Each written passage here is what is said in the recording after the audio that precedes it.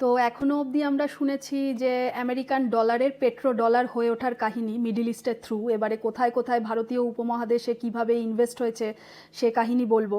মূলত তিন ভাগে ভাগ হয়েছে। একটা ভাগ নিজেদের ইনফ্রাস্ট্রাকচার গড়ার কাজে লাগিয়েছে মিডল ইস্ট গালফ কান্ট্রিজরা। সেকেন্ড ভাগ হচ্ছে আমেরিকান ইকোনমিতে রিইনভেস্ট হয়েছে চুক্তি অনুযায়ী। আর থার্ড পার্ট একটা বিরাট অংশ ভারতীয় উপমহাদেশে। তো আমার আগের ভিডিওতে কিছু মানুষ কমেন্ট করেছেন যে কোথায় এক দু লাইনে কোথায় কোথায় ইনভেস্ট হয়েছে, তারা তারা জানেন, তাদের কাছে অলরেডি সব জ্ঞান আছে, তথ্য আছে, সেটা শুনে দেখে ভালোই লাগে। তো অনেকেই জানে না, আমি সেটা সত্যিটা ইতিহাসটা তুলে ধরে এক্সপ্লেন করব। আর এই এই ইতিহাস বলার সঙ্গে আজকের দিনের এমন কিছু ঘটনা ঘটছে, আমি সেটাকেও একটু আধটু লিঙ্ক করে দেব, যেটা আমি পরবর্তী ভিডিওতে বিস্তারিত আলোচনা করব। তাহলে ইংলিশে একটা কথা আছে যে কানেক্ট দ্য ডটস। তো লিঙ্ক করে দিলে তখন আপনারা আরও সহজে বুঝতে পারবেন যে বিন্দু কোথায় কোথায় কিভাবে বিন্দুগুলো যোগ হচ্ছে। 1971 থেকেই এই ক্রুড অয়েল মানি বা পেট্রোডলার যাই বলে থাকুন, এটি বিশাল পরিমাণে ইউজ হতে লাগলো পুরো ভারতীয় উপমহাদেশের যে মুসলমান কমিউনিটি আছে তাকে র্যাডিকালাইজড বা কট্টর মৌলবাদে পরিণত করার জন্য। মুসলমান ক্ল্যারিক কমিউনিটি রিলিজিয়াস ফান্ড ডোনেশনের মাধ্যমে অর্থ পেতে শুরু করলেন। সেই ডোনেশনের অর্থ কোথায় কাজে লাগানো হলো? জন্মহার বৃদ্ধি করার জন্য, যাতে করে নাম্বার গেমে এগিয়ে থাকা যায়। আর সেই নাম্বার গেমে এগোতে এগোতে আজকের ফলাফল তো আমরা সবাই দেখতে পাচ্ছি। এরপর কি হলো?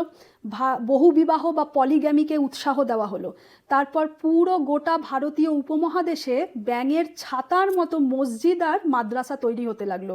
Bangladesh, Pakistan, Java, Sumatra, Indonesia, পুরো ভারতীয় উপমহাদেশে। আমরা এই আলোচনা প্রায়ই শুনতে পাই যে বাংলাদেশ থেকে যেসব হিন্দুরা ওদের হাতে ধর্ষণ হয়ে খুন হয়ে সমস্ত কিছু, পরিবারের লোকজন খুন হয়েছে, ধর্ষণ হয়েছে, সমস্ত কিছু হারিয়ে যারা এদেশে পালিয়ে এলো, তারা কি করে কিছুকালের মধ্যে সব কিছু ভুলে যেতে পারলো? এর মূল কারণ হচ্ছে এই ক্রুড অয়েল মানি বা পেট্রো ডলারের ফান্ড। যেই ফান্ডের প্রচুর পরিমাণে ডোনেশনের মাধ্যমে ফান্ড ঢুকছে। দু রকম ওয়েভ, পুরো ভারত আর ভারতীয় উপমহাদেশে দু রকম ওয়েভ চলেছে। একটা ওয়েভ হচ্ছে মানে তরঙ্গ, একটা জোয়ার চলেছে। একটা ওয়েভ হচ্ছে মুসলমান কমিউনিটির মধ্যে ইসলামিক থট প্রসেস, ধীরে ধীরে ইনফ্লুয়েন্স, সেটাকে ছড়িয়ে দেওয়া, যার জন্য ভারতীয় মুসলমানরা ধীরে ধীরে নিজেদের লাইফস্টাইল আর চিন্তাভাবনাতে আরবাইজেশনকে ঢোকাতে লাগলো, মানে আরবের চিন্তাধারা লাইফস্টাইল তারা ধীরে ধীরে অ্যাডপ্ট করতে থাকলো। অপরদিকে হিন্দুদের, মূলত হিন্দুদের এবং অন্য অন্য ধর্মের লোকেদের মধ্যে সেকিউলার ওয়েভটাকে ছড়িয়ে দিল, যে ধীরে ধীরে ধীরে ধীরে তাদের নিজেদের ধর্মের প্রতি তাদের শ্রদ্ধা ধীরে ধীরে কমিয়ে দেওয়া বা নিজেকে সেকিউলার বানিয়ে দেওয়া, সেকিউলারিজমের আড়ালে কমিউনিজমের ওয়েভ। তো এই দুই প্রসেসে পুরো ভারত আর ভারতীয় উপমহাদেশে তরঙ্গ বা ওয়েভ চালু হলো। সব কিছু হচ্ছে কিন্তু এই রিলিজিয়াস ফান্ড ডোনেশনের মাধ্যমে। আরেকটি ভীষণ ইম্পর্টেন্ট পয়েন্ট হচ্ছে প্রধান প্রধান রাস্তার দুই পাশের জায়গা, জমি আর অ্যাসেটস সব কিনে নেওয়া হতে লাগলো এই রিলিজিয়াস ডোনেশনের মাধ্যমে। কিনে কেন নেওয়া হতে লাগলো? এই লোকেশনগুলোকে স্ট্র্যাটেজিক্যাল পয়েন্ট বা স্ট্র্যাটেজিক্যাল লোকেশন বলে। ডক্টর অঙ্কিত শাহর অ্যানালাইসিসে উনি বলেছেন এর একটি প্রধান কারণ ছিল, কারণ যেহেতু মূল টার্গেট ছিল র্যাডিকালাইজড করা, তো পরবর্তীকালে যদি কোনোভাবে রায়ট লাগে, যার আমাদের প্রচুর প্রমাণ অনেক জায়গায় রয়েছে, আমরা সকলেই জানি, রায়টের সময় যাতে করে গভর্নমেন্ট হেল্প আর পুলিশ হেল্প যাতে ওই জায়গাগুলোতে ঢুকতে না পারে, ঢোকার আগেই ওই স্ট্র্যাটেজিক্যাল পয়েন্ট বা লোকেশনকে চারিদিক থেকে চোখ করে ফেলা, ওদেরই লোকদের দিয়ে ব্লক করে দেওয়া। আর যাতে রায়টের সময় যারা ভিকটিম তারাও যাতে ওই ব্লকড লোকেশন থেকে পালাতে না পারে। এরকম বহু প্রমাণ হচ্ছে পুলিশ ঢুকতে গেলেই সবাই মিলে ঘিরে ধরে পাথর ছোড়া, বা মহিলারা, ওদের কমিউনিটির মহিলারা যা হাতের সামনে পাচ্ছে তাই নিয়ে রাস্তাঘাট আটকাচ্ছে, আর বাচ্চা ছেলেরাও পাথর ছুঁড়ছে।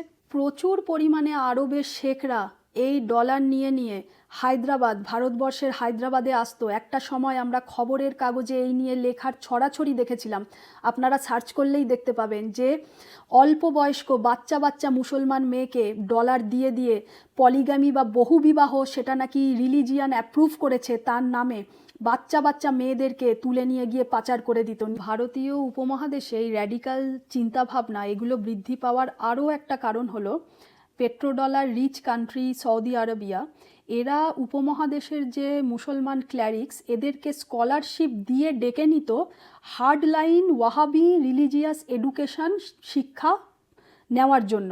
সেই শিক্ষা নিয়ে, স্কলারশিপের মাধ্যমে সেই শিক্ষা নিয়ে এরা আবার উপমহাদেশে ফিরে এসে বিভিন্ন জায়গায় ইনফ্লুয়েন্স করতে লাগলেন, মানে চিন্তা ভাবনা, পোশাক আশাক, লাইফস্টাইল এগুলোর প্রচার এরাই করতে থাকলেন। তারপরে তো আছেই যারা লোকাল ইউথ ছিল, সেই ইউথ মানে যারা চাকরির সন্ধানে তারা লেবার হয়ে তারা যেতেন সৌদি আরবিয়াতে, সেখানেও তারা ওই সংস্পর্শে এলেন কালচারের, সেই কালচারের সংস্পর্শে এসে সেখানে চাকরি করে আবার তারা যখন এই উপমহাদেশে ফিরতেন তারা নিজেদের মাধ্যমেও সেই প্রচার করতে লাগলেন। র্যাডিকালাইজড করার চেষ্টা তো সেই বাবরের সাম্রাজ্য থেকেই হয়ে এসছে, কিন্তু এই র্যাডিক্যাল থট প্রসেস বা ওয়াহাবি থট প্রসেস, এই চিন্তাধারা দ্রুত গতিতে ছড়িয়ে পড়ল কিন্তু এই পেট্রো ডলারের সময়টাতেই।